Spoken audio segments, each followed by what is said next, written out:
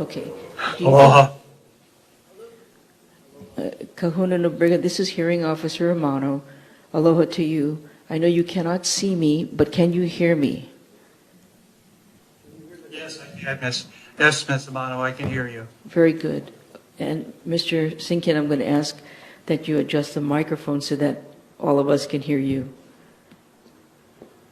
I'm just concerned about possible feedback, but I think we're okay. All right.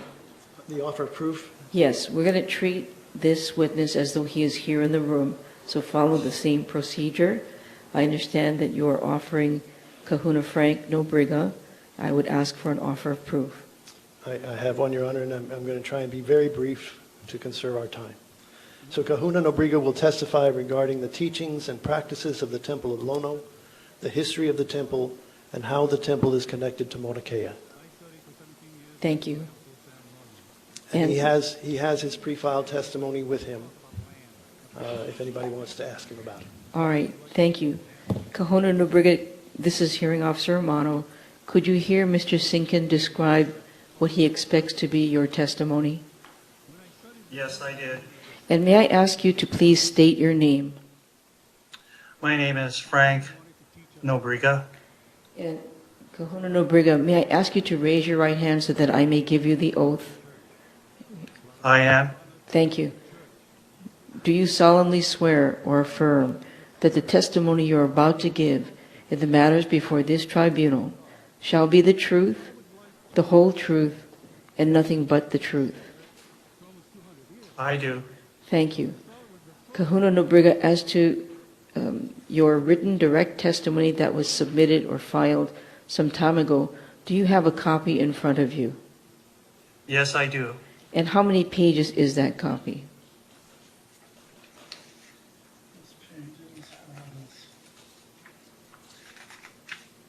"16 pages. And as to that document, are those your statements? Yes. And as to those statements, you are now under oath, and I'm asking you if those statements are true and correct to the best of your knowledge. To the best of my knowledge. All right. Kahuna Nobriga, you have up to 10 minutes to summarize your testimony if you wish to do so. All right. My name is Frank Nobriga, and I am the Kahuna of the Temple of Lono. I am the child of Marcus and Muriel Nobriga, and Hanai child of Robert and Elizabeth Beck of Hilo, and the great-grandson of Salvano de Nobriga of Madeira, Portugal, and Elizabeth Kahanali of Pelikuni, Molokai, who were entrusted with a lease of Nuuanu Valley from the Kingdom of Hawaii in the 1800s. In 1973, I became a haumana of Kahuna Nui Palitu Samuel Ho'opili Okalani Lono o Kamakahiki Popaki, better known as Tahuna Sam Lono. He trained me in the teachings and practice of the Temple of Lono until he passed in 1985. Prior to Uncle Sam's passing, he asked that I continue to work on preserving the faith, and he named me the next Tahuna and the keeper of the mo'olelo, the chant of the temple, and the Pahalau o Te Atua, or the foundation of the gods. As part of this kuleana, my responsibility, I shared the temple teachings with those who asked to learn. Over the last several decades, I have been honored to share with many Hawaiian natives, as well as of countless of people across the world. Today, I want to share this mo'olelo of our faith with you.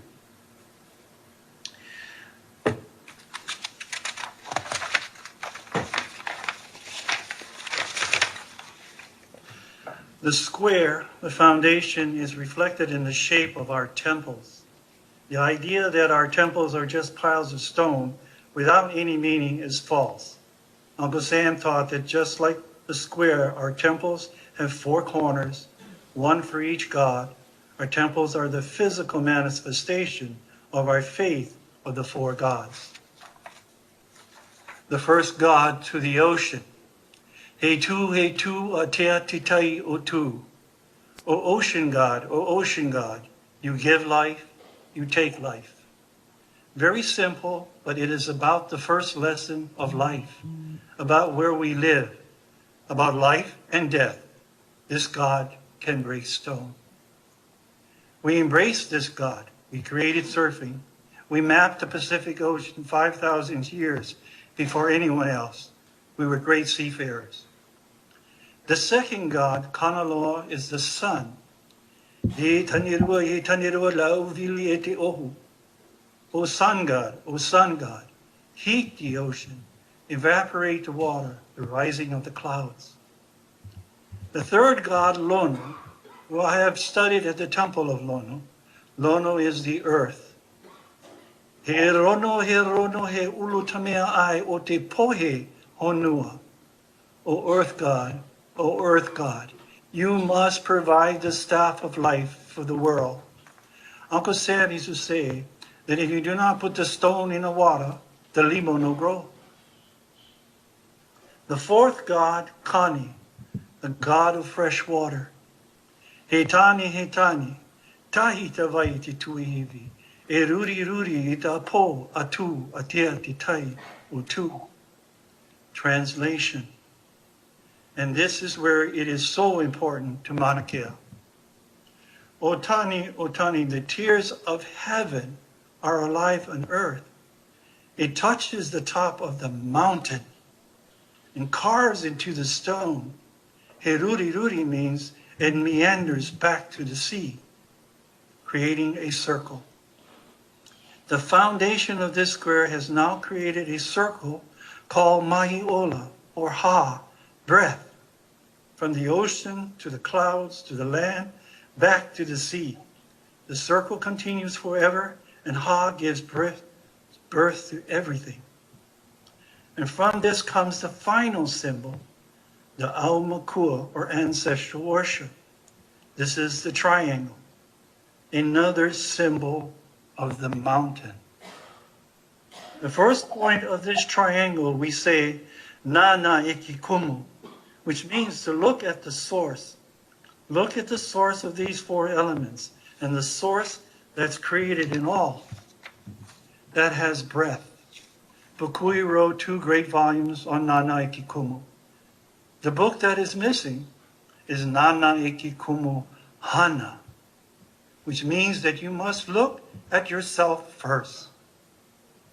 This is the second point of the triangle. You cannot clean anyone's house but your own, while each ohana, or family, was a separate church. The third point of the triangle is Nana Eke Kumu Lipo, which means to look at the inner light within, the spiritual halo. These are the 3 points of the Aumakua, the triangle. The foundation of the the 4 gods, is a symbol of our faith. It is why all our temples and our kuahus, altars, are square. As this square is a symbol of our faith, the foundation of the gods. The Mo'olelo proverb of the temple was passed down orally to Uncle, to myself, and to Hank. And this prayer, talking to the gods in the valley, was translated by Robert Hudson, Uncle's partner. And I will read. O Lono of the air, you speak in many ways, the top of the mountain. Soft or wild, you sound through birds and trees. Your reverent music rings through waterfalls. Let us hear you. Let us see you, so that our source is as real as ourselves. Warm and brown and filled with seeds awaiting, may the sacred soil bring forth sweet fruit foods to strengthen and sustain us as we work, O Lono. Your face is seen in earth and rock. Kani of the cycling moon and sparkling stream, breathe into the mouth of healing Mahiola, your great force of Ha from sun and rain. Bring forth the healing herbs, O Kani of the forest. Turn Pele's fury energy, Olono, into healing as soft as the mountain rain, moist as the earth at the time of Ka'elo. Melt us into one with the great Kumulipo. O Kani, O Ku, O Kanaloa, O Pele, O Mai Ola Olono. As we reverence earth, air, water, and fire, may we each know and be Kumulipo. Receive and wisely use the Hunamana, and together enjoy the reign of Mu. So in these two translations, the mountain becomes very evident.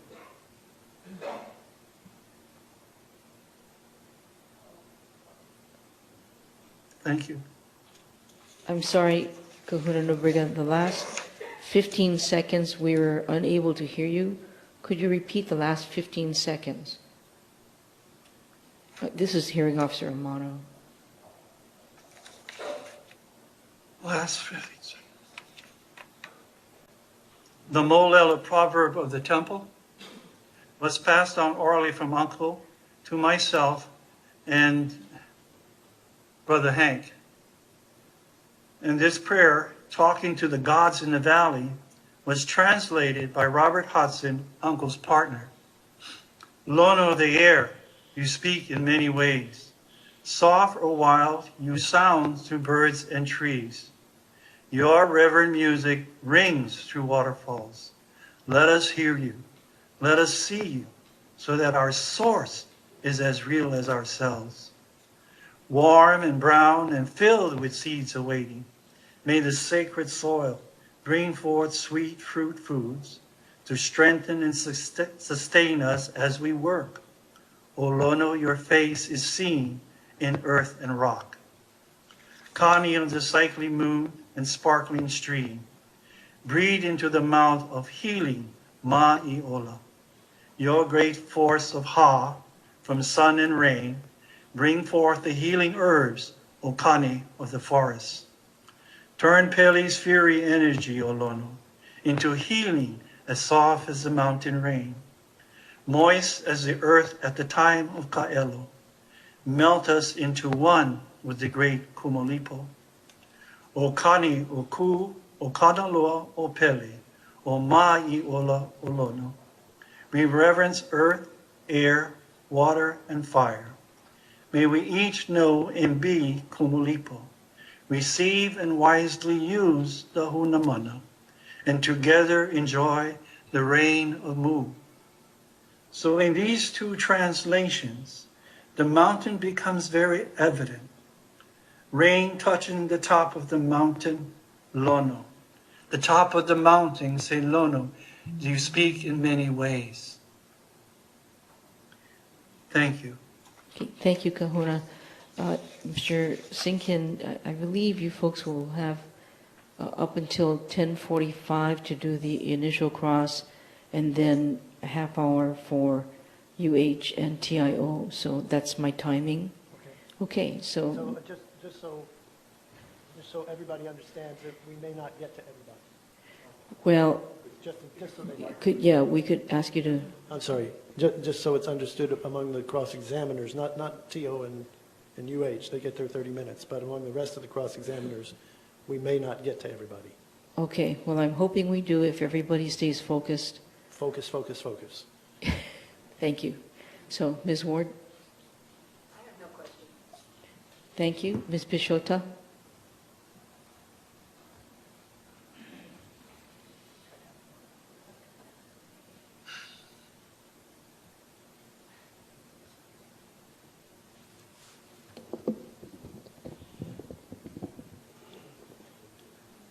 Okay. Good morning, Kahuna. Aloha. Hope you're feeling well. I'm doing well, thank you. Okay, let's see. I have some questions for you.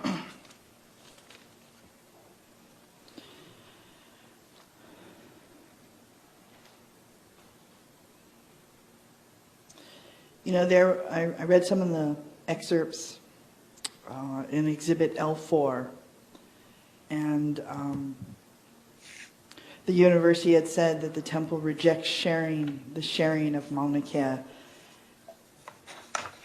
Is that correct? Ms. Pishota? No. Yeah. Kahuna Nobriga, Sorry. excuse me. It's hard for me. Where am I supposed to look? You can look at him. Okay, yeah, Uh, sorry. But Kahuna, this is Hearing Officer Amano. I need to ask you for clarification because I'm not sure what the answer to, I'm not sure what the question was. Okay, I'll start again. I'm sorry. I'm just trying to wake up this morning and get going here. Let me ask you this. Did anyone ever ask the temple's permission to build a telescope on Mauna Kea? Sorry, I need to move here. No. Did anyone ever ask the temple whether it was willing to share Mauna Kea? You know, as you can tell in my chant, you know, as we look at it, Hawaiians, you know, that first water touching the point of Lono, I think it puts us, all of us, in sharing that water of life. So I have to look at it from that perspective. But no, I was never asked by TMT or anyone. So you were never consulted in any way, is that correct? No.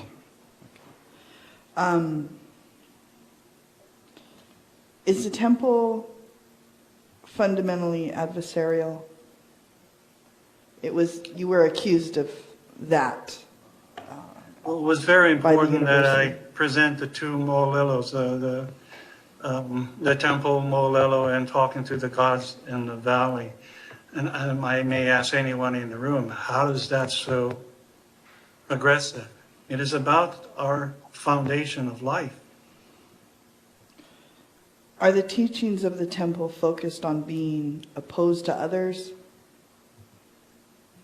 No, when I made my statement that, you know, each family sent a member of their family to the temple to learn.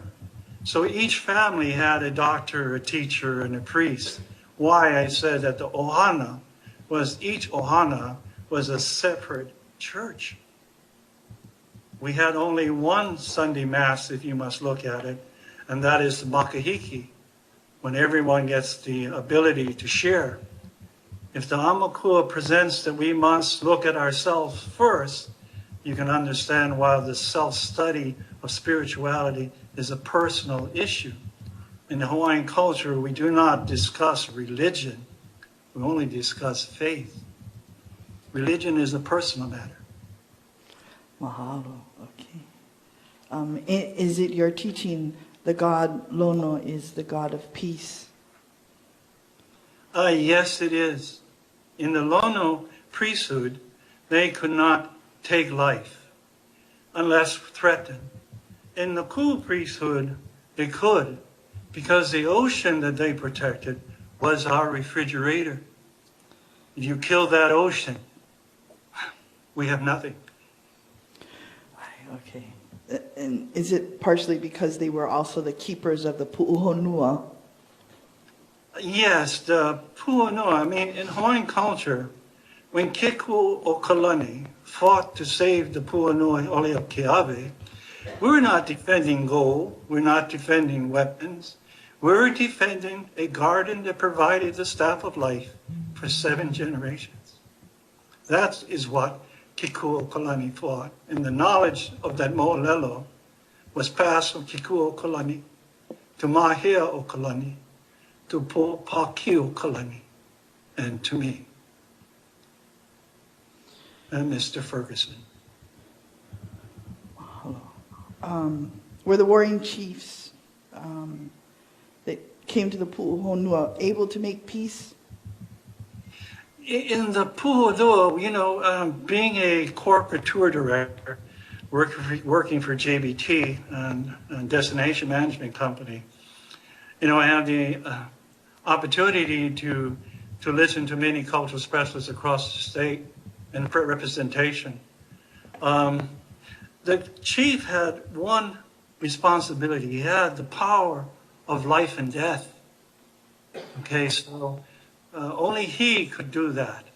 And in the pu'unua, if two chiefs are fighting without this spiritual land base and the guarded in that land base, you know, when me and the other chief finish, you know, nobody will take care of our guarded. So we got to come back to the puhonua to replenish. The temple has also been accused of being ardently absolutionist. Do you agree with that characterization? No. No. You know, it's just like old Jewish proverbs, the Old Testament. It says, I sent the 4 archangels. And then from that great testament came many religions. Well, the foundation of the Temple Lono is that temple. If you look, there is the Christian narrative of Papa and Waikea. But in all my studies with Uncle Lono, I never came across a temple, Papa and Waikea.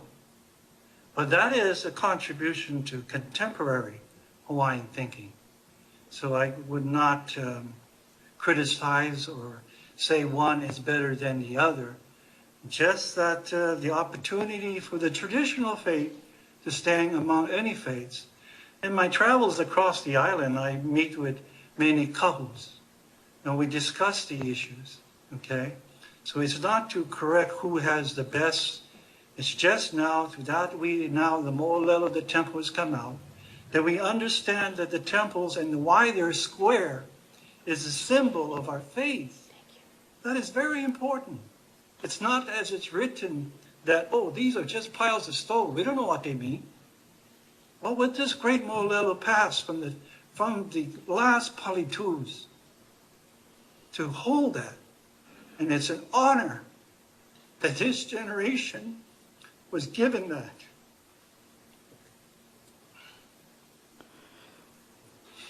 That's my take on that.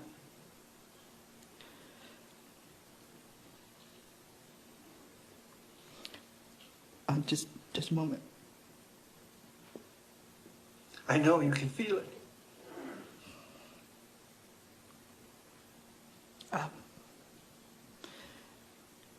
In this proceeding, sorry.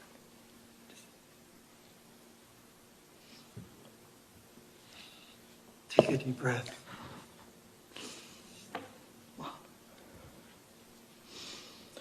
Does the temple seek anything more than the acknowledgement, that it has the same rights that every other faith should have?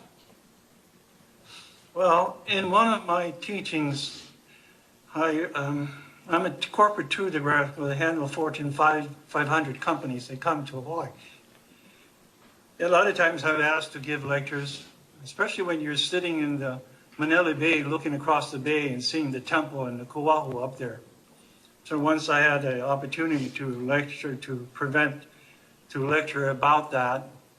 So in my presentation of the 4 gods, the ocean, the sun, the earth, and the fresh water, many of the corporate people of the Hawaii said, that is so beautiful, Palani, the faith of your ancestors.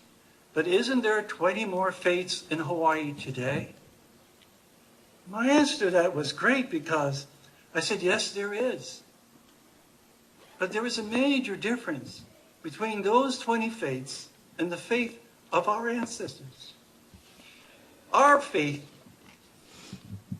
is not blind. And the person who asked me that was a Baptist minister. So yes, and I answered by, the day that I feel that our faith is greater than any other faith is the downfall of our faith. Why we held it a secret for so long. Is it akin to the Christian Baibala of Jesus' words that in my Father's house there are many mansions? Would you say? I don't understand the question. Is it similar to in the Hawaiian Bible, Jesus' words that say, in my Father's house there are many mansions? Yes. It's like why, if each family in the Hawaiian community was a church, then we all have our families to reflect upon and learn of being human. And that's why during the time of Makahiki, we all have, each family has the opportunity to share their knowledge, what they have learned. In my family, the knowledge was about my name, Anu'u Mealani, why my great-great-parents were given the lease to Anu'uanu. Right. Okay? Yes. And there is the temples of the Kilipakis, the temples to the Menehunis, okay? That it means the triangle in the heavens. Okay, so when Uncle knew that when I met him in War Triangle, he knew where the knowledge of my family came by, and he expounded about it and taught about it, okay? When my mom was given my name, it's by Ho'ikipo, the showing of the night. And the name was Kamehameha, Kame'aloha, the lonely one, the one I love. And if you add the family name to that, it also said it ends with the triangle in the heavens. Manakea, Yes. the Anu'u. See, the Anu'u is, on every temple, there's an Anu'u in the 3 levels of the altar. If you notice that triangle, at the top of the triangle, it's open, the realm of the gods. So at Honaunau, at the Halio Lono, Right. when Hank and I do ceremonies there, that is why it was passed to me, that knowledge. Okay? And how Hank and I both, had that opportunity years ago when Hank came to me and said, they were building an outrigger on Mauna Kea, can you help us? I was honored, and he was a haumana of Uncle Sam. He was also part of the first charter. Okay? So what I said to Hank, us Hawaiians, we don't build a roof first. We start with the foundation, and we must go into the puhunua. And it's a practice that's done in the puhunua called the practice of moe ohane, to talk to our ancestors. So at that time, I remember we went in, and before Uncle passed, he created 3 symbol flags when he erected those flags at Moakapu, the second time a temple was dedicated. The first was, again, the re-emergence was with my generation, ex-Vietnam veteran.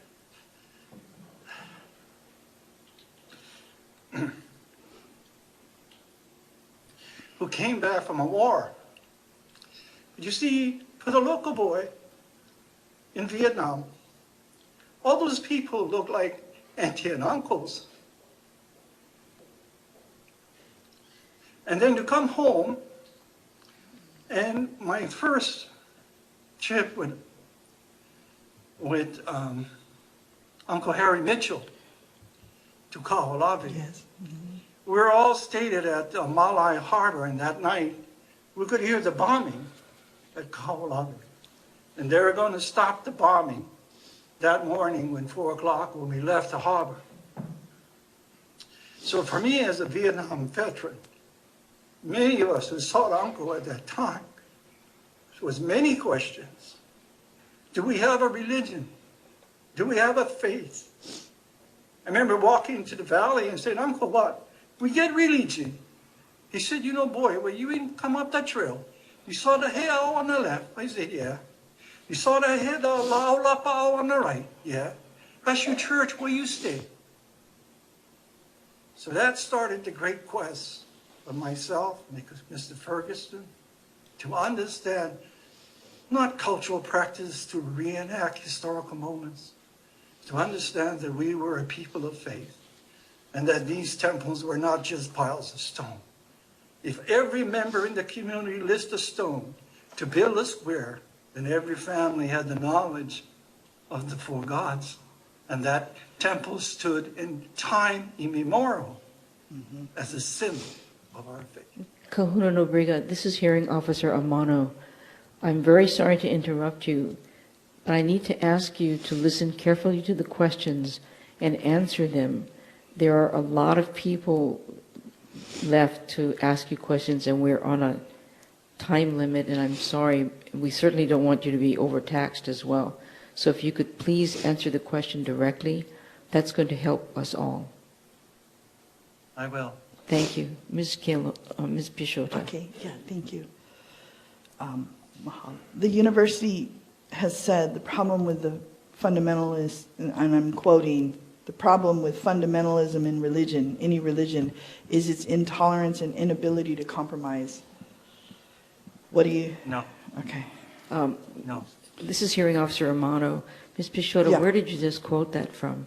Oh, actually, it's from Exhibit, excuse me. It's Exhibit L4. Thank you. Yeah, sorry. I should have said that earlier. No problem. Okay, I just have a few more. Hold on a second.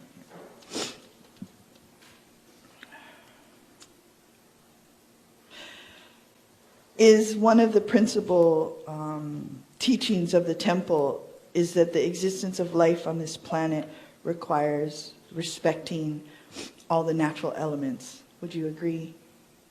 Yes. In the four akuas that are the gods honored by the temple, do they, the ocean, they represent, correct me if I'm wrong, the ocean, the sun, the earth, and fresh water? Yes. You explain that in your, okay.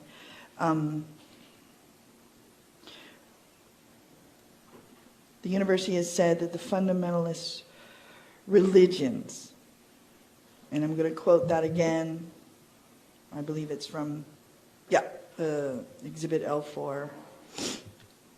I just have to get this down right before okay. The university has said that, quote, fundamentalist religions, when confronted with conflict between cooperation and conformity to doctrine, invariably choose the latter, regardless of the harm it brings to society of which it is a part. Do you I totally agree? disagree. Okay.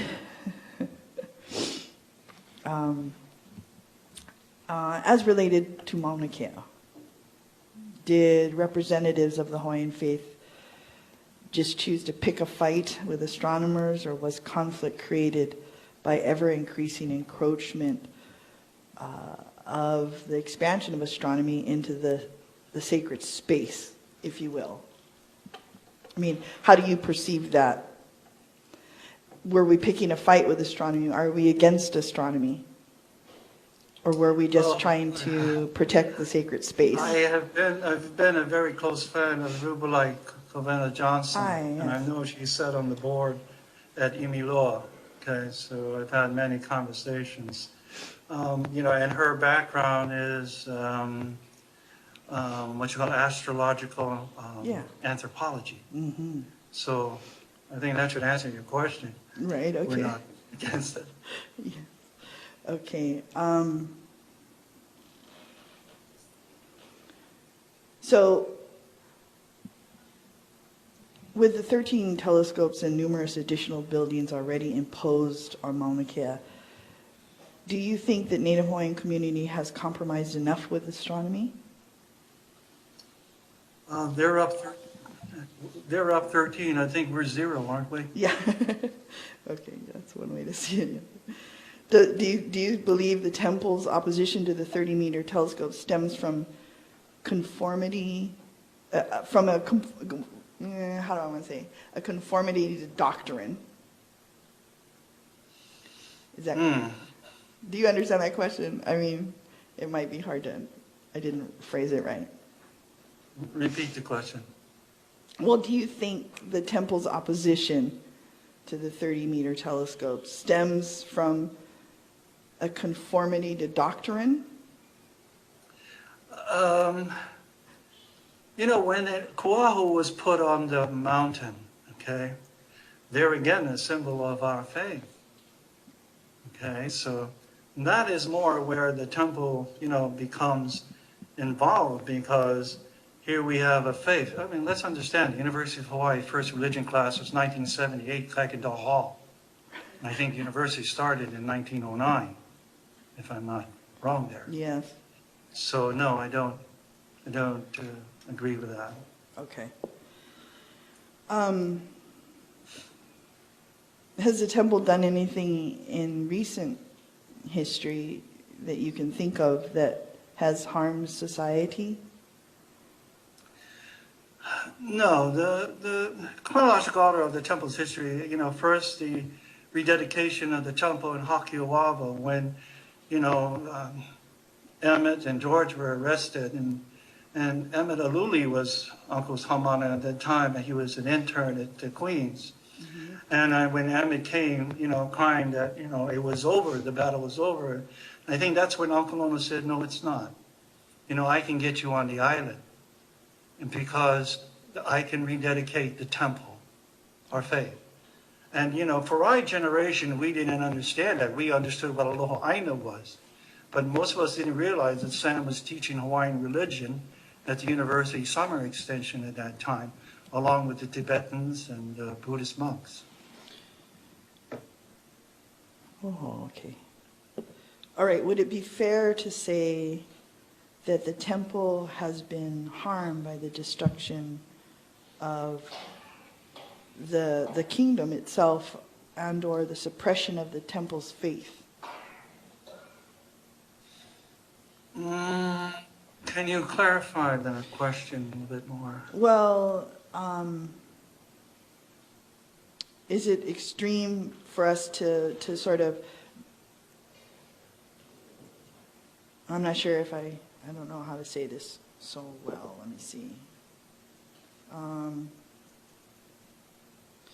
If you're saying that, have we been under persecution? Yes, I would have Okay. to agree, because when we opened in 1978, when 95-341, the Freedom of Religion Act was passed, it's when Uncle wanted to charter the temple, and he asked me to do that, myself, Hank.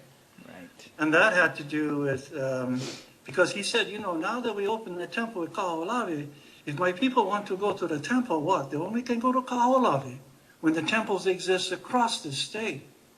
So he is going to rededicate the temple at Mo'akapu, at Puhanua Lehua. And as soon as that thing was over, we again had to remove all our altars, and then Uncle would not do it. So they arrested him, because I know I bailed him out of jail that day. And then he went straight to Kualoa, and we encamped at Kualoa, because that is the spiritual land base of Oahu. What made Oahu sovereign was that garden. Aye. So when we encamped there, we camped, I think, for 3 months, and were arrested by a SWAT team at 3 o'clock in the morning. And we spent 2 years in the courts being accused of camping without a permit, which in the first court case, the judge asked the city and county, do you know that camping without a permit is not an arrestable offense? So yes, there's been total, opposition to us under 95-341, that we had the right to regain our spiritual land bases, our graves. This is long before the NAGPRA. Okay, mahalo. And just 2 more questions, if that's okay. Does the Temple of Lono have a congregation? No. Okay. It's not a congregation. If you notice, our temples have no pews. And when Uncle made the symbol, we have a saying, say, pea. Pea means when you can walk onto the temple and move the gods. When to plant, when to the ocean, okay? But pea also stands for the mountain. Kahuna, It stands pea. Kahuna Nobriga, this is Hearing Officer Amano again. I'm very sorry to interrupt you, but I think you answered the question with your first word, which was no. So I'm going to ask Ms. Pishota to go to another question, please. No, I'm done.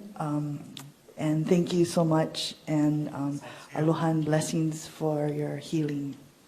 And thank you. Mahalo. Thank you, Ms. Pishota. And next is Mr. Cheng.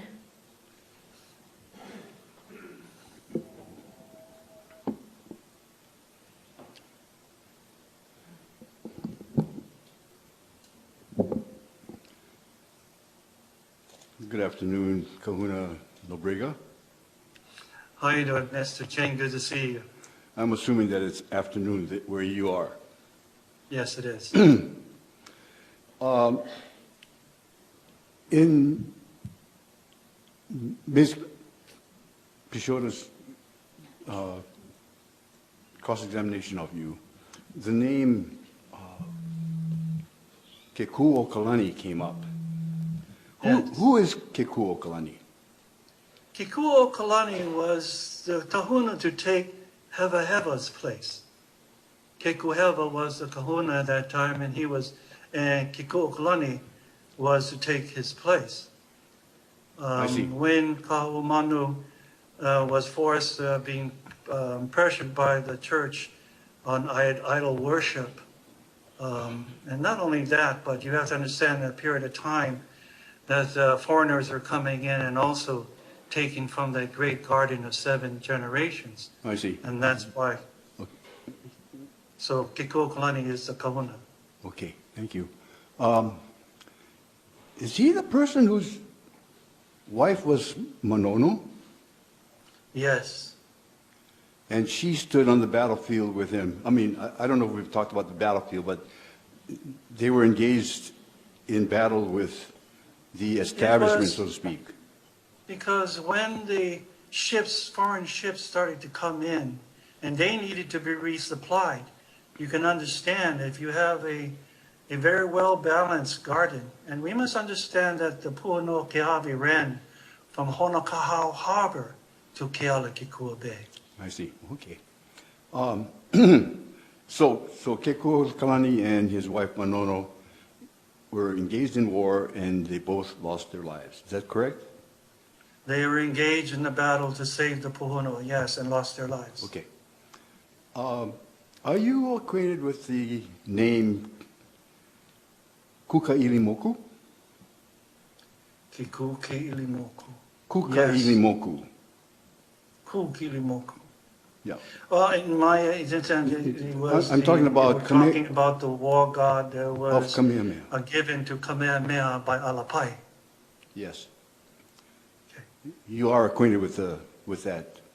Yes, he Personage. was given the guardianship of the Kikukilimoko, the war god, by Alapai, the chief of Waipiu. And are you familiar with any relationship between Kekuokalani and Kukailimoku? That's okay. We'll go on to the next question. You also mentioned a place, Mo'okapu, a couple of times in your testimony. Is that correct? Yes. Now, on regular maps, are you aware that it's not called Mo'okapu? Well, I think Kulo Poko, and there's, when I say Mo'okapu, Mo'okapu, where Uncle was trained in the temples of the ocean, they were at the Kaneohe Marine Air Station. And you also understand that I studied there because of Pyramid Rock. Yeah, okay. On Okay. What I was driving at is this, that you don't find Mo'okapu on any maps, the name Mo'okapu on any maps, but you do find the name Mo'okapu on the maps. Yes. That is where the Marine Corps Air Station at Mo'okapu is. Is that correct? Yes, like Honau now, where the boundaries runs from Honokau Harbor to Kealakekua Bay, that boundary of the Puhonua Lehua ran from the Pyramid Rock to the point of Palitu at Kualoa. Yeah, okay. I just wanted to clarify that for the record. Thank you. Thank I have you. no further questions. Thank you, Mr. Ching. Mr. Kayama for Kahia. Oh, pardon me, Professor Flores.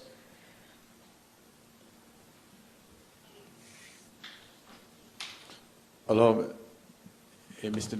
Nobriga. My name is E. Kalani Flores, representing the Flores case Ohana. Aloha. Aloha, how are you doing? My kaiti. My question is going to be real brief, and there's basically yes and no questions to a greater extent. So, and in order to move this proceedings along, I'm just going to refer to your written direct testimony, page 4, at the top of page 4 of your written direct testimony.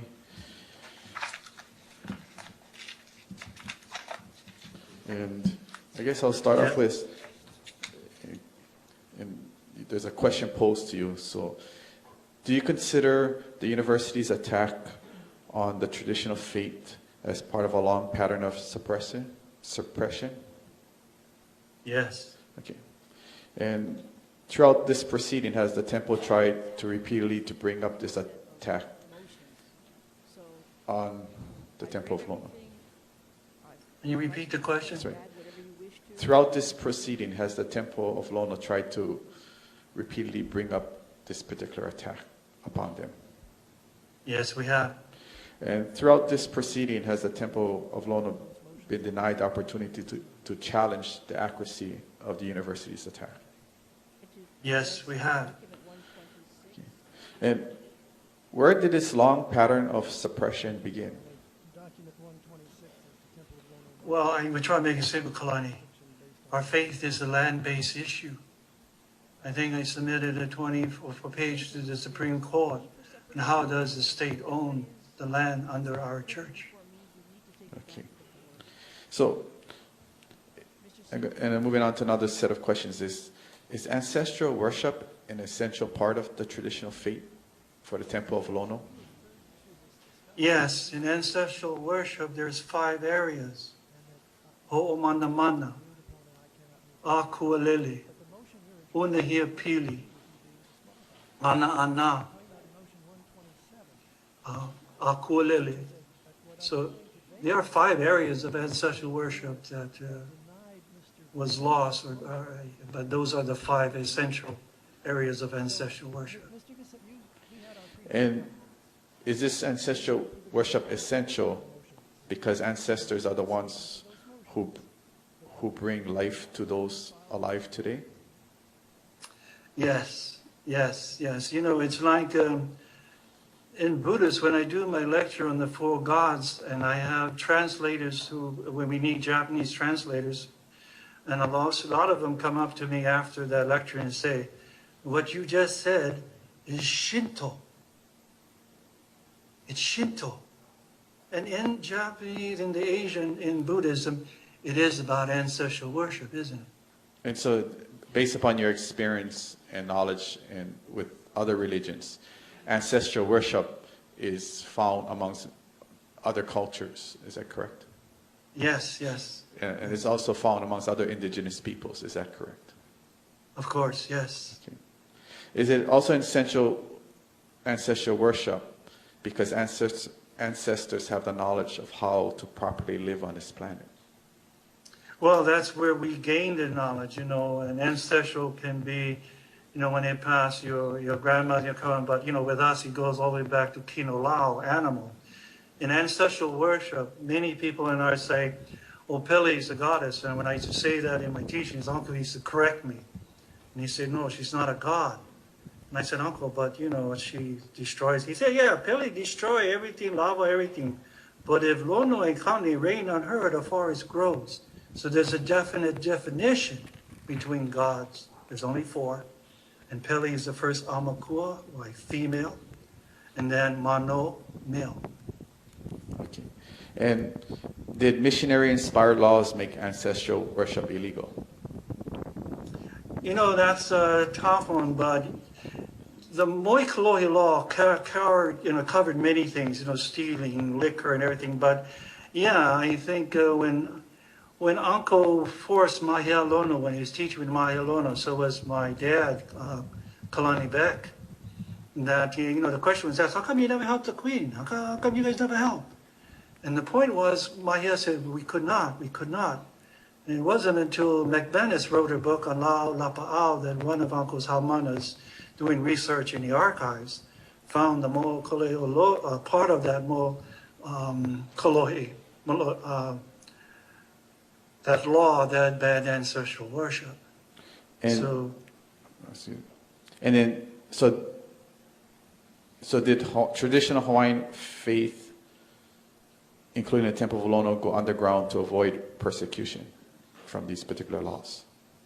Yes, my hair, to show you an idea of going underground, though my hair, my family, whenever we need a healing or something that, the, we'd always go to Tutu Mahea to Ho'ove'eve'e. I think Hawaiians had a great understanding of the Bible and its esoteric meanings. So, yes, and though Mahea Lono was not Christian, his son was a minister of the Protestant church. So you can see that there was also that separation and respect for the new religion, but still we were under law. We could not, so long that law stood, it's like an old sodomy law of the South. And did these traditional cultural practices still continue to be practiced in private homes? Oh, yes. Kuahu. You can tell those when you walk in the house, they had a kuahu, an altar. Okay, a lot of our ways of burial of ancestral worship, the bodies were in the eaves of the homes while they were prepared for the caves. Okay, so that kind of shook up missionaries for a long time. So yeah, a lot of things was pushed out. And did Sam Lono continue with efforts to renew the practice of traditional faith? I think it's fair to say that Uncle Sam, let's put it this, he was the first youngest elder of the Kaumakapili Church. He was the head of the Nichiren Sosho in Kaneohe. Okay, the Mormon Church wanted him to become a bishop. So religion, like Uncle put it, religion is like a Chinese restaurant. You go in, it's a 12-course dinner. You eat the food, well, it's okay. You're going back to that restaurant. So religion is always a form of study in Hawaiian thinking, but it comes from that foundation of faith. Religion is a path, an individual path for one to discipline themselves about their faith. And I actually and two questions just to follow up. So how is the traditional Hawaiian faith relevant to Mauna Kea? Because of the god Lono. You cannot look at that mountain and say it's not Lono. Where do we get the as at the top of the mountain? Also, when you look at the symbol of Makahiki, the one correction must be made is that when that staff where you see the two cloths hanging, that actual crossbeam swivels because it represents the wind around the mountain, the white, the snow, the cloth, the lono. The lono you can recognize even here when I'm here in Connecticut and it starts to snow, I think of lono. And so how is traditional Hawaiian faith relevant to these proceedings? It's relevant because it is, if we are to respect these four elements, and Lono, you have two that are constant, Lono on earth and ocean, and two that are above, fresh water and the sun. But we stand on Lono. This is where we get our sustenance, this is where we learn, this is where everything comes from. So from the temple's point of view, that top of the mountain is sacred. Like in Olaka'a, the temple Puhonua in Kaneohe, the mountain there is Olaka'a, that sacred mountain. Because the gift of the tears of heaven starts with the mountain. The first teardrop hits the highest point, the mountain. Mahalo, and Mr. Nobriga, and Malama Pono, Ahuiho. Thank you. Thank you.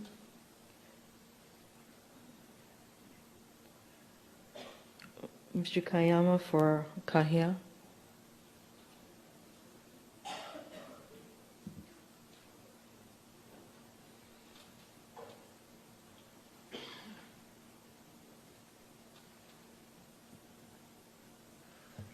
Thank you, Your Honor. Aloha, Kahuna, Nobriga. Aloha, brother. How are you? I'm fine. How are you? I hope you're doing well.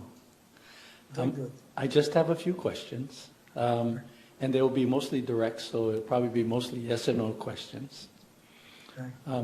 It's true, Kahuna Nobriga, that the faith, the Temple of Lona faith, existed long before the written laws of man. Yes. Okay. And it's true, Kahuna Nobriga, that the Ike, the knowledge of this faith that was passed down to you, was Ike that existed long before or predated the coming of the foreigners, so to speak. Yes. Okay. And that practice, that faith, the Temple of Lono faith, besides being practiced everywhere in Hawaii Pai Aina, was also practiced on Mauna Awakea. Yes. Thank you. And as we are in our present situation today, that the Temple of Lona, of course, invokes some of the current laws on the books to protect its religious and spiritual practices. Is that correct? Yes. Including, of course, Most of all, it's recognition. To use culture as I mean, I give a lecture, I say, how many of you Hawaiians spiritually connected to the culture? Everybody raised their hand. When I say, oh, how many Hawaiians spiritually connected to the faith of that culture? Very few. okay, thank you, Kahuna. Isn't it true, Kahuna Nobriga, that the existing telescopes on the Mauna violate and infringe upon your faith's practice on the Mauna? Yes. And so isn't it also true then, the building of this proposed telescope would cause additional violation to the practice of your faith? Just by our knowledge of knowing the pollution the other 13 is causing. Yes. Thank you, Kahuna. Mahalo nui. Nice seeing you. Thank you, Mr. Kayama. Mr. Fergerstrom?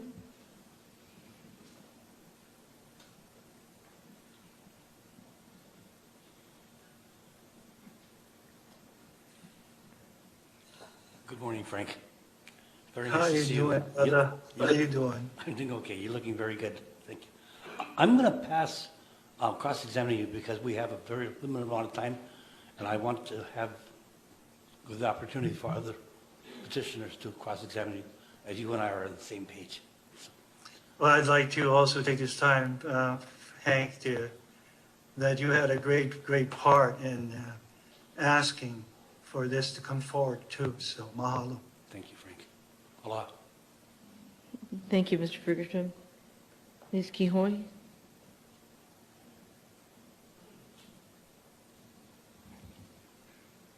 Aloha, Kahuna Nobriga. Aloha. I don't have any questions, but I just want to say mahalo nui for appearing today and testifying. And we include you in our pule every day outside of the hearing and when we leave here for the day. And we pray for your healing and strength. Malama ke aloha. Mahalo. Mahalo. Thank you, Mr. Kamara.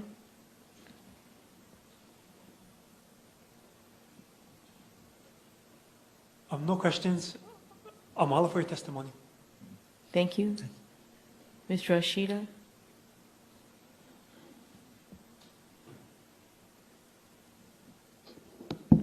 No questions, Your Honor, other than to wish the Kahuna a speedy recovery on behalf of Pueo.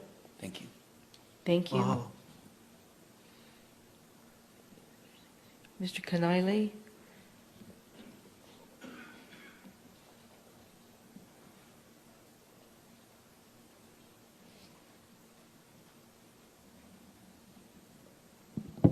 Aloha.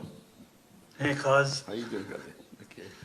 So, my favorite thing is the state already let desecration happen on the top of the mountain. And they're asking again the state to let this desecration happen again. Does it, when people keep on asking to desecrate and using different reasons or bringing new Kanakas in there to say it's all right, doesn't that make everybody desecrators? So long as we as a people do not have the recognition of our faith, yes, and I attended University of Hawaii and studied with my uncle for the first Hawaiian religion by John Charlot. And even he did that. I was the one that handed him the Mo'olelo at the campus hall about the four gods. So yeah, so long there isn't an understanding of this faith, it can make a great contribution to humanity, what's going on in the world today, to respect these four elements. And it starts with, the top of the mountain. I'm sure in time, astronomy's sites will go into the skies as satellites. So, my wish and dream is that the mountain becomes clear again. So we have that confidence of pure water from its very beginning, from its very source, in the first tip of the finger of Lono. Yeah.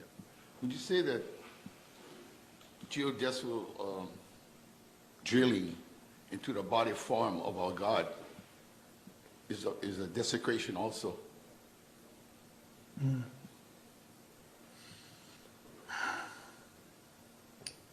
Yes, I do. Thank you. That's all, man. Thank you, Mr. Kanaile. Mr. Angel Vicente. Farms, bro. Angel Farms. Yes. Kyoka.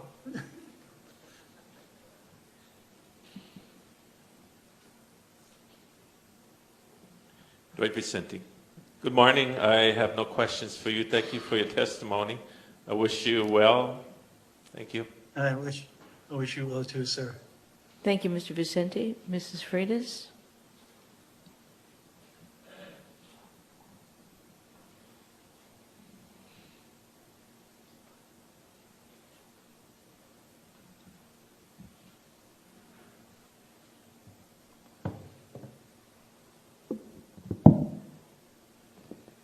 Aloha, Cindy Freitas. Aloha, Uncle.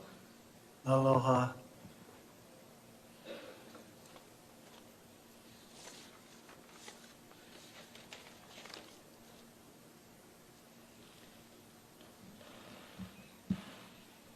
In your opinion, the belief system that triggers a practice may be as important as the culture practice itself? Can you repeat that, please?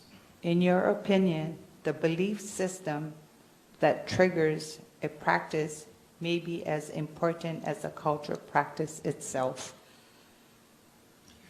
Oh, a lot of times when people said, that I'm practicing my culture, but spam and musubi is culture too.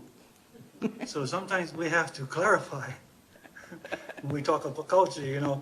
When I'm listening to the cultural specialists at the Four Seasons at Ho'olalai doing a presentation to corporate people or any across, we have to be careful with culture. Sometimes it has restricted us in our constitutional rights as far as faith goes. Thank you. Is the belief system is noted in the historical record today,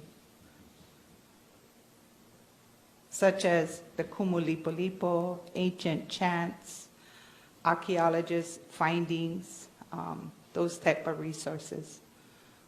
The Kumulipo is a great chant. When Kalakaua published the chant, it was published at the same time that Charles Darwin was publishing Origin of Species. Because he had a lot in common, our people had a lot of common with evolution. But the four gods, it's like when being also raised, in a Catholic family, that when after 2 years of study with Uncle Lono and, understanding the four gods, I think myself as a Hawaiian had to ask, hey, Uncle, who's Jesus? And he said to me, oh, boy, without the four elements, no more nobody, no more Buddha, no more nobody. Okay? So why I always emphasize that chant, the four gods, is the symbol, it's the faith, it's the foundation. Thank you. In the court's opinion, they have drilled in on the native rights provision of the state constitution law system and the State Board of Natural Resources that in the project, which is TMT, does not harm traditional and customary practices or Hawaiian culture practices in the geographic area. Would you say that it's have been harmed in Mauna Kea? Yeah, I think we call that vahe. We're talking to both sides of our mouth. Okay. You know, we must, you know, I think at this time I understand there are two great narratives. You know, one I like to call the Pukui narrative or the Christian narrative of contemporary Hawaii. But if we're missing, if we've never given the opportunity to explain, and you know, like John Shallow said in the first Hawaiians had the ability to take the universe and make it simple. So to have the simplicity of this nomenclature of the four elements passed as the foundation of our faith, you know, never been recognized, never been, you know, we to sit down as the people, both Christians and non-Christians alike, to study. But the important thing that makes it a great contribution today is that it is about this planet. Those four elements, I think, even with Mr. Senkin and his Jewish background, my mother was Jewish, that, you know, I sent the four archangels. They started the Old Testament with that. But look how many different faiths came from that. So, you know, that's why I accept the narrative, but when are they going to recognize? And I think it's difficult for the state because to recognize the temple means that we did not lose a piece of land on this kingdom. It is a land-based issue. The puhunuas are land-based issues. The temples are land-based issues. Thank you. Mauna Kea encompassed the entire mountain of traditional beliefs, practices. The issue has grown out of an awkward silence from a broad sector of Hawaiian scholars and other credentialed culture leaders who would have taken part in such an intense conflict. Now today, would you agree that the voices is more so loud and urgent? It has grown today, the voices of the people. Yes, I think it is, and I think we should not put, blame on anywhere, against brothers, sisters, and brothers, because of our religious practices. But I've noticed, my grandfather went to Kamehameha schools, and I have nieces and nephews went to Kamehameha school, but it does not represent the Hawaiian culture or the faith of this culture. It represents the Protestant faith. But it does represent the historical, aspects of our culture because they hold all of the museums and knowledge, okay? So, yeah, I think we can all work together. But until we recognize the faith of our ancestors, which was Uncle's last words, if we as the people do not recognize the faith of our ancestors, we get nothing. Correct. Thank you, Uncle.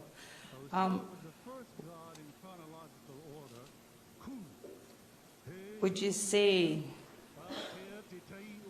that damaging, removing, excavating, disfigure, deface, or destroying any object of antiquity, prehistoric ruins, or monument of historical value on Mauna Kea is being done today? Yes. Like I said, there's already 13 on there. There's been many issues brought up about pollution and the continued pollution up there. Yes, I totally disagree. Those sacred highlands should be left sacred. Thank you. Last question. Because in the end, it is the state constitution that will decide whether the Hawaiians have the traditional and customary rights to the claim of Mauna Awa Kea, which is, quote, subject to the right of the state to regulate. Would you say that, in your opinion, would be fair to say? No. When we continue to look at culture, it becomes a preservation and historical issue. But we are a living, breathing people today. We're not historical. So in my job, I get to, accept. I can give one example at Fairmont in Kona, where when a corporate leader comes to Hawaii, they dress him up as a kahuna and run him around the beach at the, reception party. And to see the look upon the faces of the locals, So I went and approached the hotel and they said, oh, we've done it a long time. I said, well, you're going to get upset a lot, especially myself, and I have a good working relationship. He said, well, I'll check with our cultural specialists. And then when I went back to the hotel, and he said, Frank, let's talk. I talked to our cultural specialist, and I said, what? He said, well, we've done it all the time. My question was, what is their background? She said, Khmer schools. So we have two different thoughts here. If I'm a Christian and a Hawaiian, I'm into preservation. But if I'm a living Hawaiian practicing my faith, that's not preservation. Thank you, Uncle. Mahalo plenty. Thank you. Thank you, Mrs. Freitas. Mr. Freitas?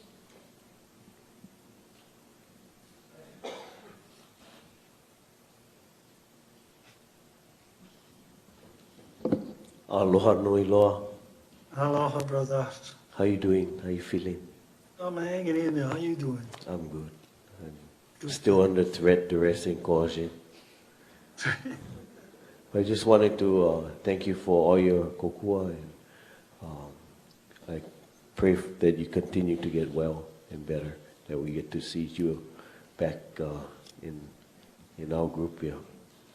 And I'd like to thank you for all of your family's assistance through this. Mahalo. Aloha nui loa. Thank you, Mr. Freitas.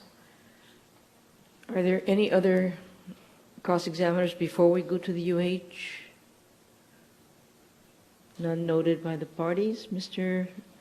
Manat.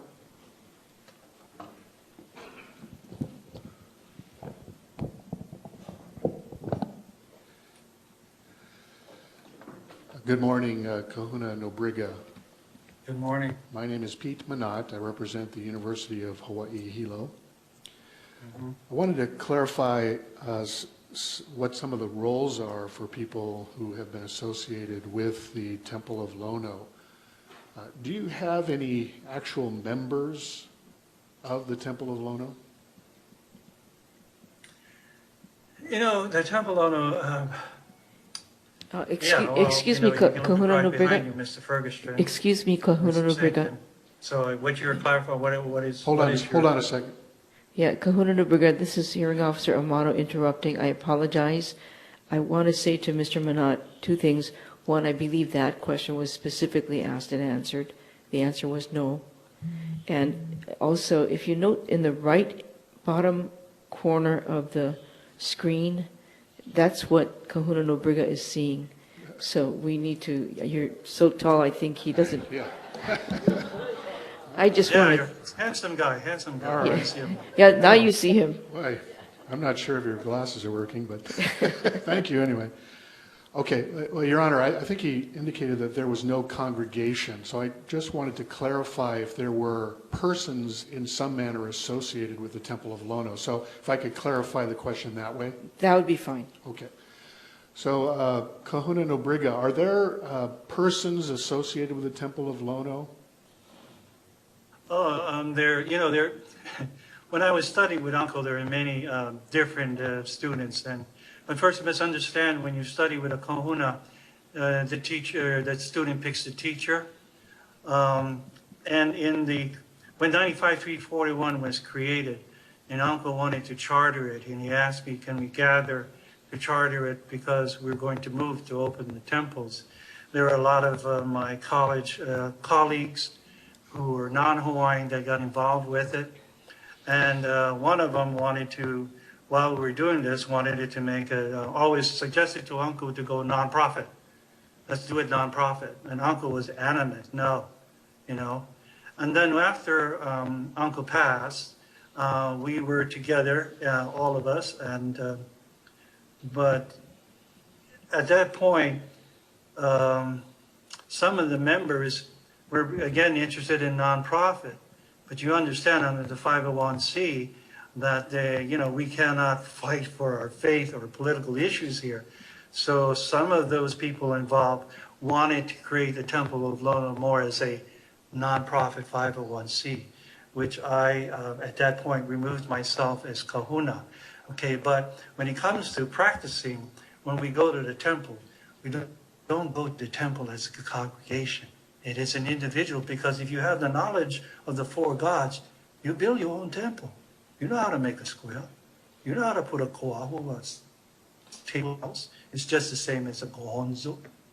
So, your question is pretty broad, but I can give you that the history along the line has had many changes, but the mo'olelo was passed to me and all of those people who are in the so-called nonprofit temple today. I have no objection, but there's the House of Lono with Mr. Nobriga, who does a lot of work with the university with herbs and stuff like that. So let it spread.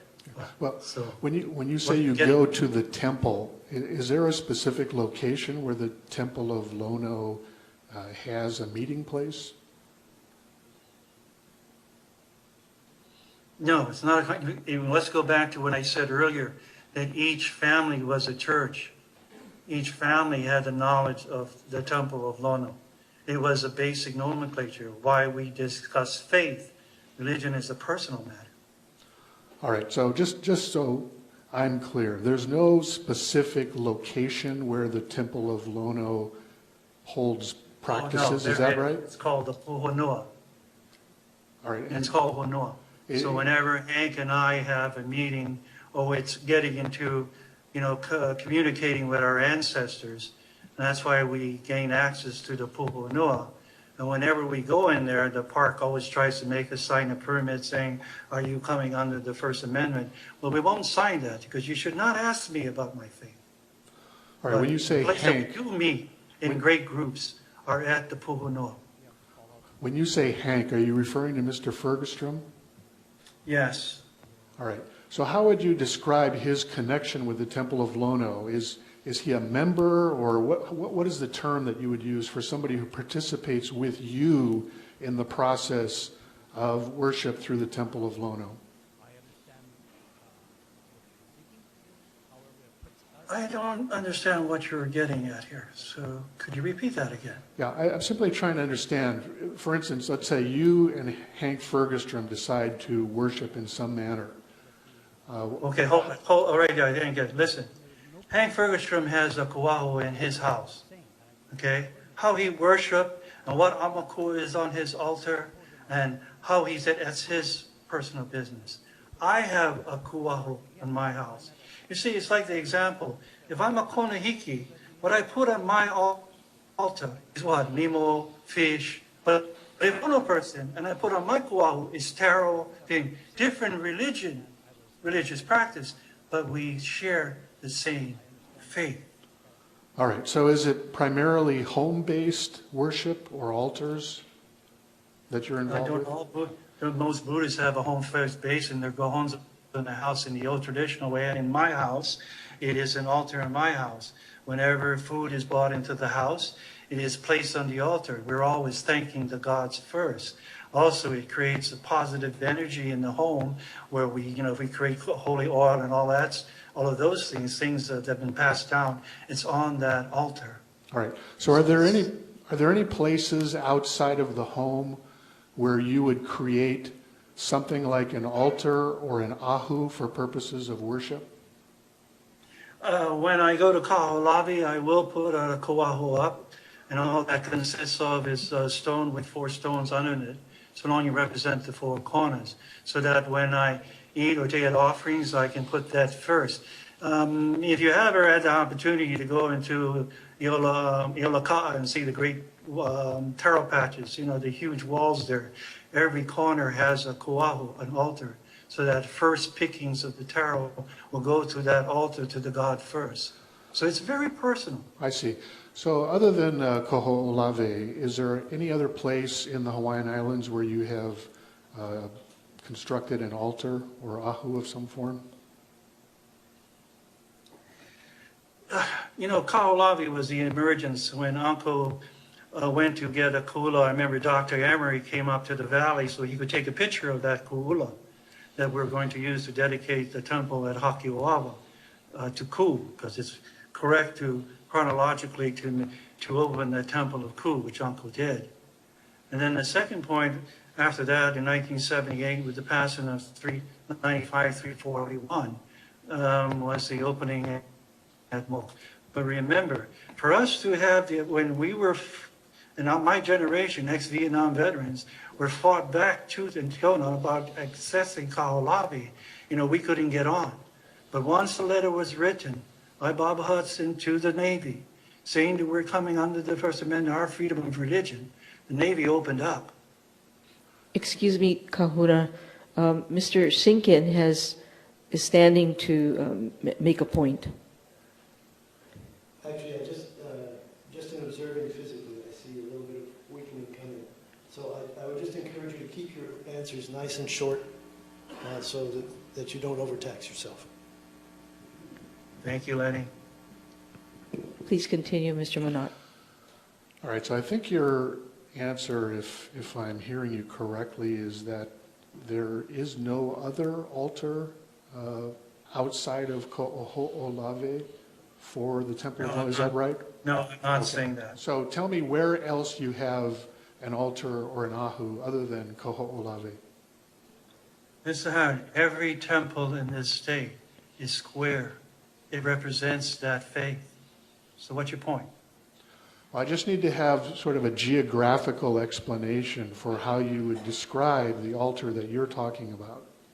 Well, I think you're using a Christian appointee, like when you apply for a 501c and they ask you, where is your church located? And Okay. I think that's totally the wrong concept in trying to understand where we come from. Okay, so have you constructed any altar or stone offering of any kind on Mauna Kea? Have I personally? Yes.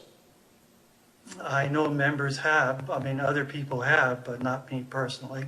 And I respect those altars. When did you first go to the area above Hale Pohaku on Mauna Kea? I grew up here, sir. I was on the top of the mountain like Hank and his father and the fathers before us. We knew of those sacred areas, the ash quarry. There is also stones that sit up there that stand like straight pillars.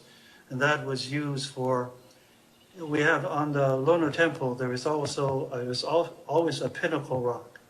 And that is used that when you go to the temple, you put your hands on it and you slap it. You take the negative energy so that when the rains, the tears of heaven are alive on earth and it touches that stone, it turns it positive. So, yeah, it's just not more than just trying to narrow the Hawaiian faith to Kahuna. its symbol. But because the faith represents four elements, that is, creates earth, ocean, water. Kahuna It's a broader Nobriga. picture. Kahuna Nobriga, this is Hearing Officer Amato.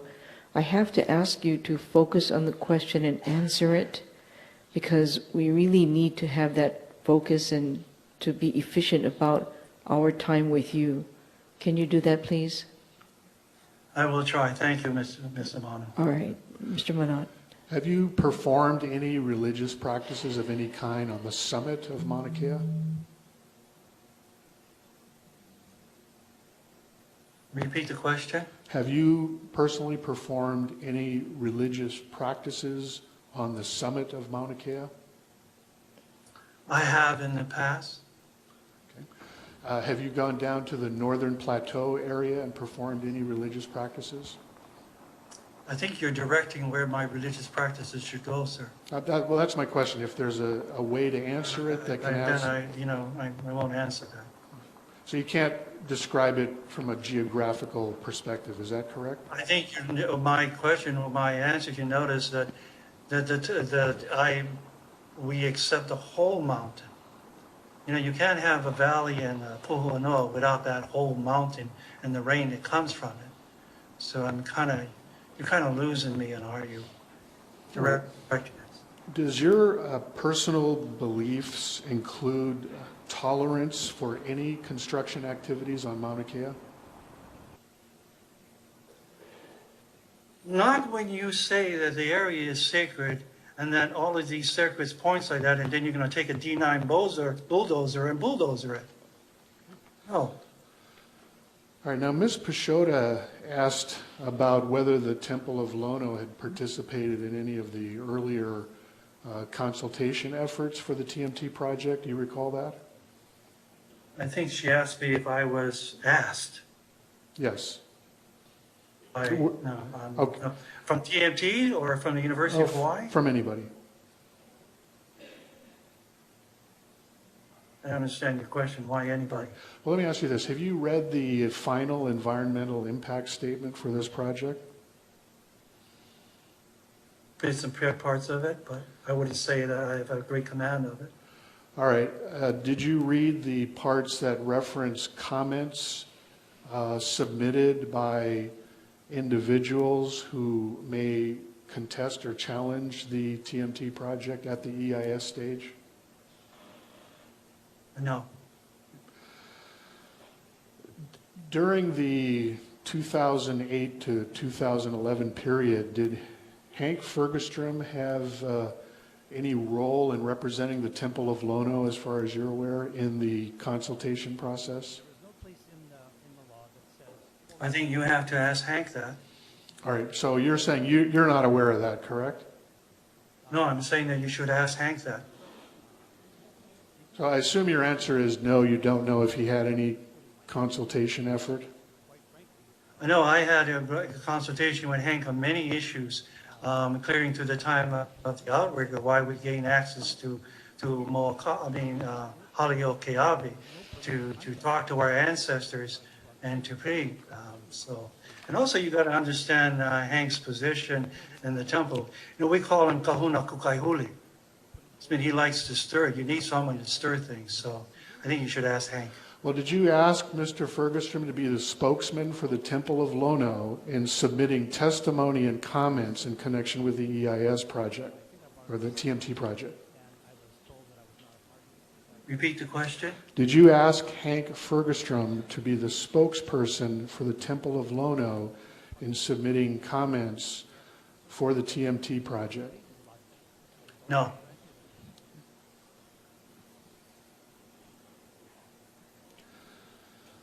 All right, since we don't have Elmo here, I will just place on the record reference to Exhibit A-4, Chapter 8, that has the Temple of Lono comments and Mr. Fergestrom's testimony.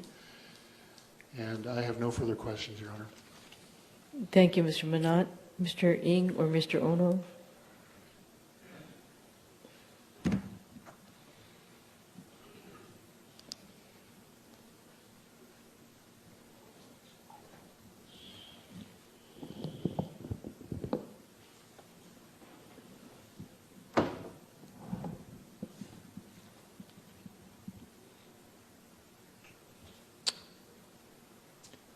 Good morning or good afternoon, if it is afternoon. My name is Douglas Ng, and I represent the TMT International Observatory Corporation. Can you hear me okay? I can hear you fine, sir. Thank you. Just a few questions. You indicated that Sam Lono passed in 1985, was that correct? Yes. When did you become the kahuna of the Temple of Lono? Before his passing, as a matter of fact, when he stopped me and said, I need to tell you something, and he was very apologetic. And I said, what are you apologizing for? Because you are going to be just like me, only one. It's always been passed, just one, the temple knowledge. So, no, the passing of that torch was done prior to his death. But I did not, and in Hawaiian tradition, you never recognize yourself as your kumu is until the passing of the kumu. So it was not until afterwards when I worked with Auntie Rubalite that she said it was time. Okay, so when was that? During our court case on the burials at Ko'oloa, where at that point I filed, under NAGPRA you can file under two statements, areas, ancestral worship and cultural affiliation. So as a church and a temple, I filed under cultural affiliation, which at that time Mr. Fitzsimmons, the Department of Interior, called me and said, I was surprised that I was the first person to ever file under cultural affiliation. And I was filing on the fact that I was the temple, I was the kahuna of the temple, and that the faith existed. So would have that been before 1990?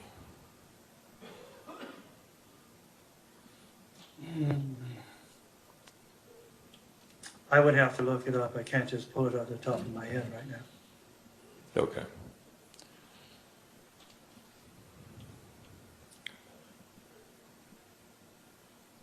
Let me ask you the question this way. Since 1980, up until today, have you been able to practice your faith and religion? Well, let's put it this way. When I want to practice on my spiritual land base at Haliokeavi, I'm entering a national park where my spiritual land base has become a national park. So at the beginning, when I tried it and they wanted to restrict the temple, well, you can't put a camp up, you can't camp here and everything. I'm sorry. When it's very important. Mr. Nobriga, no. Let me stop you at this point. Okay, you can answer the question yes or no, or I don't know. So let me get an answer to the question first. Repeat the question. Since 1980, have you been able to practice your faith and religion? Yes. And has that ability to practice your faith and religion continued up until today?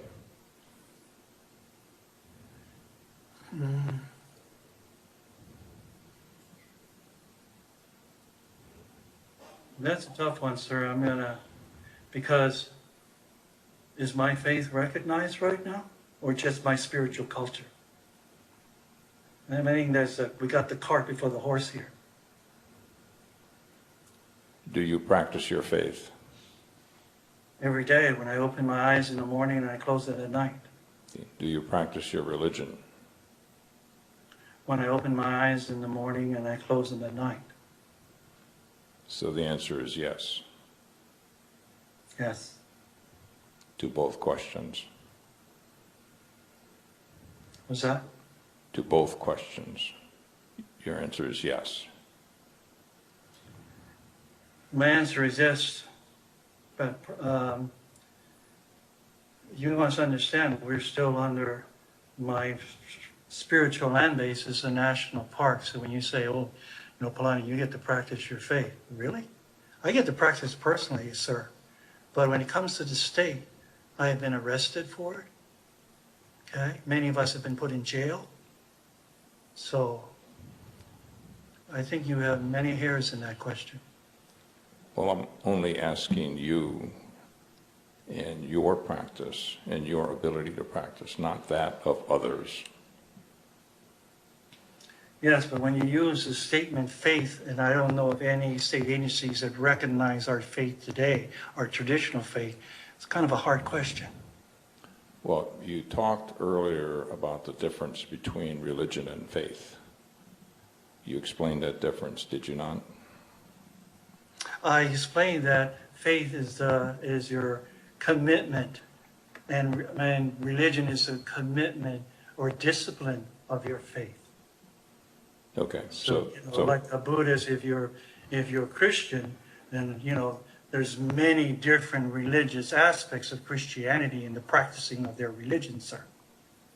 Okay. But their discipline is about their faith. So using that as context and your definition, have you been able to practice your faith? I'm still practicing my faith undercover, sir. Okay. It's not recognized by the state. Okay. It's only recognized by the Kingdom of Hawaii. So it's because when it came time to get into the national park and they didn't want to let us in, I had to seek descendants of the kingdoms to say if they would represent, because it's always been a part between a king and a kahuna. And one of them did respond in letter and has been very helpful. So, I have to also consider that I carry dual citizenship for the Kingdom of Hawaii and the state of Hawaii. So, under the Kingdom of Hawaii, we may have The thing about you must understand in Hawaiian culture is that when I went to study and I said, oh, do I know the language? He said, no, I'm going to teach you how to think Hawaiian. And I think we know today every language has a different thought process. So I'm not understanding what you're getting from my presentation. Okay, thank you. So one more question. Is it fair to say that you have been able to practice your religion and you have continued your faith in the Temple of Lono? Despite its persecution, yes. And despite the presence of observatories at the summit of Mauna Kea, correct? What was that? Said you've been able to maintain your faith and practice your religion despite the presence of observatories at the summit of Mauna Kea. Is that correct? Part of my faith is the God Lono. And so long you put a 14-story building. Wait, answer the question. On top of Lono, Answer the question. that's my answer. The question can be answered in yes or no. So the question was, have you been able to continue your faith and to practice your religion in spite of the fact that there are observatories at the summit of Mauna Kea? Yes or no? When it specifically comes to Mauna Kea, no. How have you not been able to practice your faith because of that? Because you have no respect for the mountain. It should have never been built. You have no respect for the God Lono and where fresh water touches this earth and creates sustenance to the people in the land. They're putting a 12, 14 stories, and you know yourself the other 13 has polluted the mountain for years. Okay, so now, in response to my earlier questions, you indicated you were able to practice your faith or maintain your faith and practice your religion up until today. And now you just said you have not been able to do it. Is that correct? Objection, Just a minute. Kahuna Nobriga, this is Hearing Officer Amano. Mr. Sinkin is making an objection, so I'm going to hear his objection. Go ahead. I think that Kahuna quite clearly distinguished between his ability to practice his personal religion or his faith and the persecution that has taken place, which has limited that. So he may be free to do things that end up in him getting arrested. Okay, so... That's not what he said, and I object to him poaching the witness. So I'm going to allow you to ask the question again, Mr. Ng. I'm going to direct the witness to answer the question. And the process, Kahuna Nobriga, is if there needs to be clarification or amplification, I'm sure Mr. Sinkin, who will be asking questions next, will give you the chance to do that. So please listen to Mr. Ng's question and answer it directly. Mr. Ng, go ahead. Okay, Mr. Nobriga, earlier when I asked you whether you're able to maintain your faith and practice your religion, you said, up until today, your answer was yes. Is that correct? Yes. And now, when I pointed out to you that you've been able to do that, and there are observatories at the summit of Mauna Kea, you now somehow say, well, you haven't been able to practice your religion and to maintain your faith. Is that what you're saying? I'm saying not freely. Okay. Thank you. I have no further questions. Thank you, Mr. Ng. Mr. Sinkin?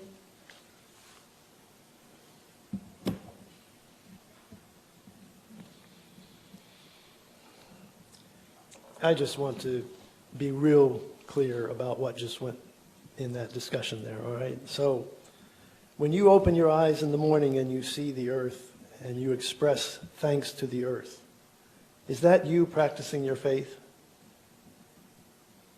It's a discipline of my faith.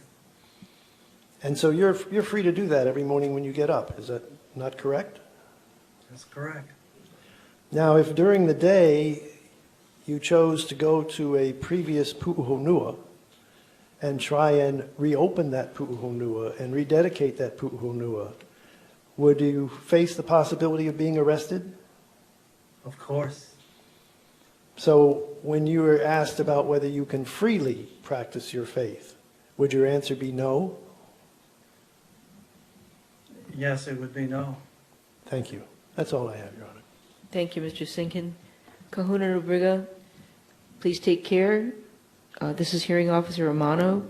Thank you very much for taking time and making the effort to participate in this hearing. You are at this time. Mrs. Amano, Yes, thank you for your time. you're released. Thank you very much.